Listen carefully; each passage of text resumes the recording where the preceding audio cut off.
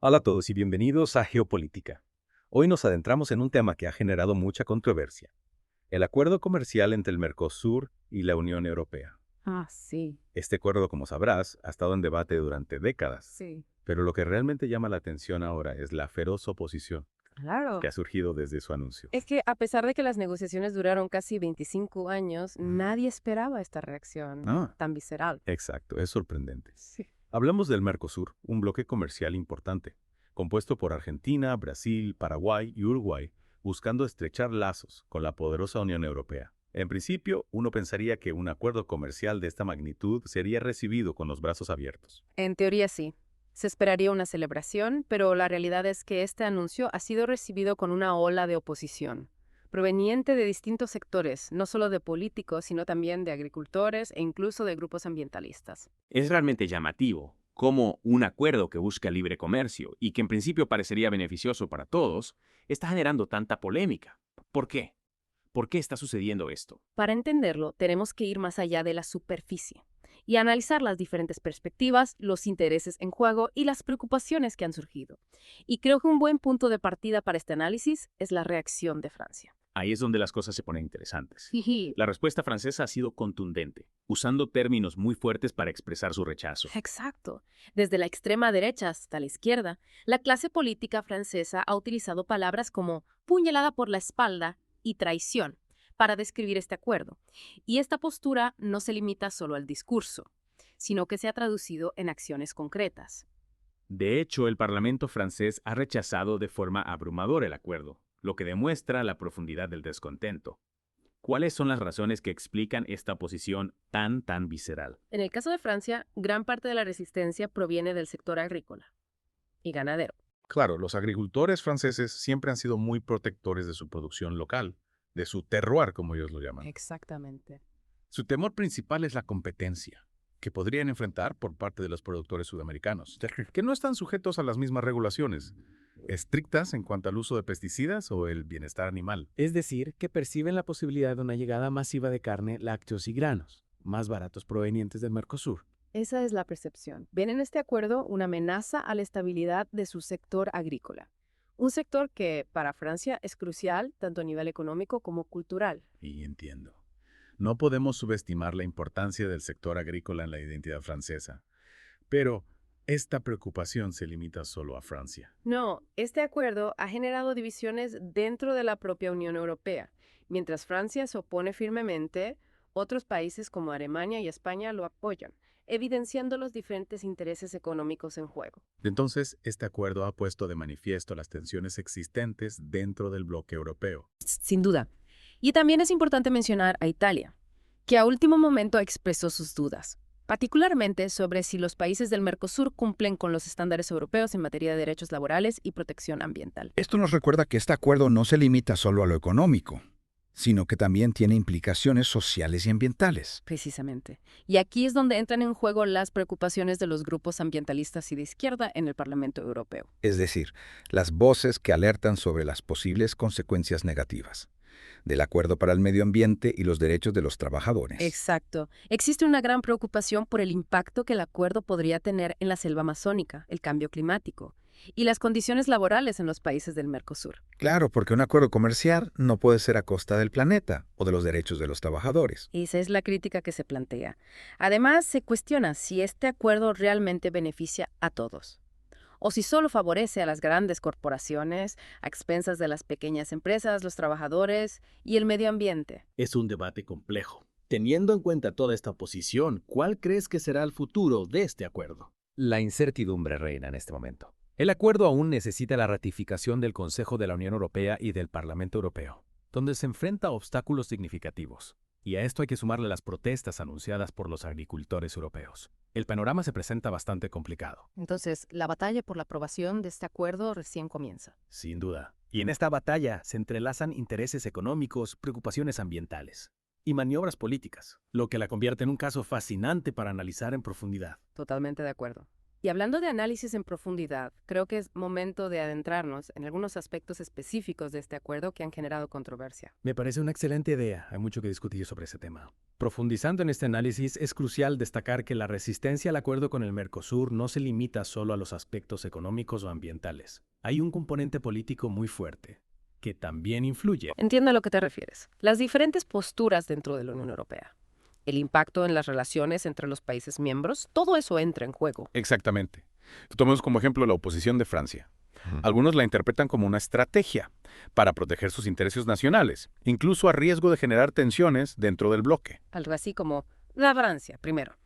Una postura que, como sabemos, ha cobrado fuerza en varios países en los últimos años. Sí, podríamos decir que hay una tendencia al proteccionismo económico y a la defensa de la soberanía nacional, que se manifiesta en este caso. Se percibe el acuerdo como perjudicial para los intereses franceses y eso pesa mucho en la balanza. Y esto nos lleva a otra pregunta crucial. ¿Quiénes son los que realmente se benefician de este acuerdo?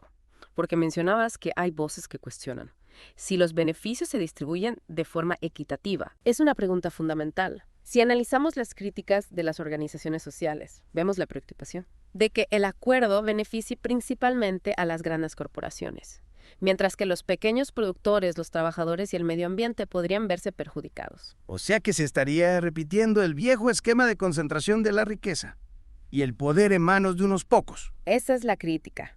Se argumenta que este tipo de acuerdos comerciales, al fomentar la producción a gran escala y la exportación, pueden terminar desplazando a los pequeños productores y generando un impacto negativo en las comunidades locales. Claro, porque si la prioridad es exportar a Europa, se podría descuidar la producción para el consumo interno. Exacto. Y esto podría afectar la soberanía alimentaria de los países del Mercosur, haciéndolos más dependientes de la importación de alimentos.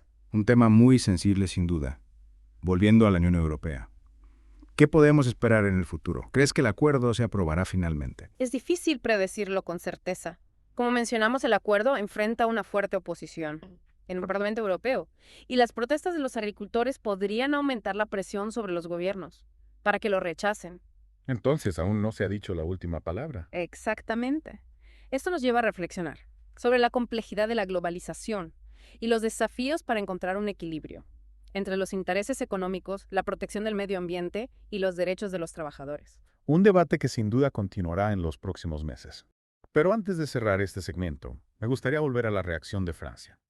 Ha sido muy contundente. ¿Crees que hay algo más detrás de esta oposición, además de las preocupaciones económicas y ambientales? Es una pregunta interesante. Algunos analistas sugieren que la postura de Francia también tiene que ver con su rol en el escenario internacional. ¿Te refieres a que Francia quiere mantener su peso político y no ser relegada por otros países dentro de la Unión Europea? Exactamente. Francia se ve a sí misma como un líder dentro del bloque. Y este acuerdo podría interpretarse como una cesión de poder a otros países, como Alemania o España, que lo apoyan con mayor fuerza. Un juego de poder en el que el Mercosur se convierte en una pieza clave. Sin duda. Y esto nos muestra cómo la geopolítica y las relaciones internacionales también influyen en las decisiones económicas Brillado. y comerciales. Un panorama complejo, sin duda. Y para terminar este segmento me gustaría preguntarte, ¿qué mensaje le dejarías a nuestros oyentes sobre este acuerdo? ¿Qué es lo que deberían tener en cuenta al analizar esta situación? Creo que lo más importante es comprender que este acuerdo tiene múltiples dimensiones y que no se puede reducir a una simple cuestión económica. Hay intereses en juego, preocupaciones legítimas y diferentes perspectivas que deben ser consideradas. No sé, que no hay respuestas fáciles, ni soluciones mágicas. Exactamente. Y la decisión final sobre este acuerdo tendrá consecuencias a largo plazo, tanto para el Mercosur como para la Unión Europea. Por eso es fundamental que los ciudadanos se informen, analicen las diferentes posturas y participen en el debate público. O llamada a la acción para nuestros oyentes. Y con esto cerramos este segmento de geopolítica. Volviendo al acuerdo entre el Mercosur y la Unión Europea, este caso nos brinda una oportunidad única, ¿no?, para analizar cómo funcionan estos tratados internacionales y qué impacto real tienen en la vida de las personas. Porque más allá de las cifras y estadísticas, hay historias humanas, comunidades que se ven afectadas, oportunidades que se crean y otras que se desvanecen. Exactamente. No podemos olvidar el lado humano de la ecuación. Y en este caso en particular vemos cómo las diferentes perspectivas y los intereses en juego se entrelazan, generando un debate complejo que no admite simplificaciones. Totalmente. Por un lado, tenemos a quienes defienden el libre comercio, como motor del crecimiento económico, la generación de empleo y la apertura de nuevos mercados. Para ellos, este acuerdo representa una gran oportunidad. Para los países del Mercosur, permitiéndoles exportar sus productos a Europa, atrayendo inversiones y generando riqueza. Ya es, sin duda.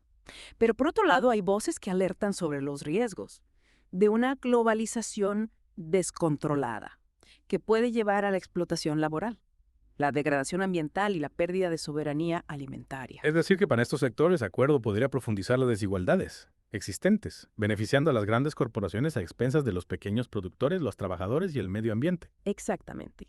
Y esto nos lleva a una pregunta fundamental. ¿Qué tipo de desarrollo queremos? ¿Un desarrollo basado en la competitividad a cualquier precio o un desarrollo que tenga en cuenta la sostenibilidad social y ambiental? Esa es la pregunta clave. Este acuerdo nos desafía a encontrar un equilibrio entre los intereses económicos, la protección del medio ambiente y los derechos de los trabajadores. Un desafío que, como bien dices, no se limita a este acuerdo en particular, sino que se extiende a todos los ámbitos de la globalización. Entonces, ¿qué podemos hacer como ciudadanos frente a este panorama tan complejo? Creo que lo más importante es involucrarnos en el debate, informarnos, analizar las diferentes perspectivas y exigir a nuestros representantes que tomen decisiones responsables. Porque al final somos nosotros, los ciudadanos, los que sufrimos las consecuencias de las decisiones que se toman a nivel global. Es fundamental que hagamos oír nuestra voz, que participemos en la construcción de un futuro más justo y sostenible para todos. Un futuro en el que los acuerdos comerciales sean una herramienta para el desarrollo humano integral y no un instrumento para la concentración de la riqueza y el poder en manos de unos pocos. Y con esta reflexión llegamos al final de nuestro análisis sobre el acuerdo entre el Mercosur y la Unión Europea.